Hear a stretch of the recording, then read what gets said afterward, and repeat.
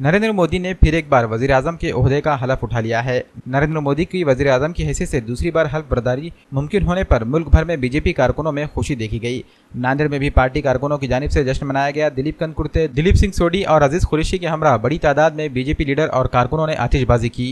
महावीर चौक पर आतिशबाजी के बाद बीजेपी के हक में नारे भी लगाए गए। दिलीप कनकुर्ते ने मीडिया से बात करते हुए बीजेपी के दोबारा इक़्तिदार में आने पर खुशी का इजहार किया।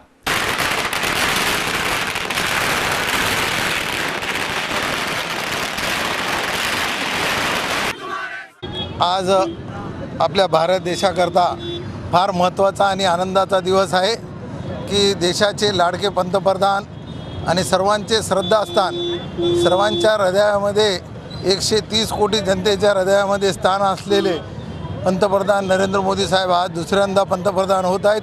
त्यांचा 7 वाजता शपथविधी आहे। भारतीय जनता पक्ष आणि सर्व मित्र पक्षातर्फे नांदेड शहरात प्रत्येक ठिकाणी आनंदोत्सव साजरा करण्यात येत आहे। फटाक्याची आतिषबाजी करून आणि मिठाई वाटप करून त्यामध्येच आमच्या भारतीय जनता पक्ष आणि सर्व पदाधिकारी आणि कार्यकर्त्यातर्फे नांदेड शहरात विविध अशा आनंदोत्सवाचा कार्यक्रम साजरा होत आहे।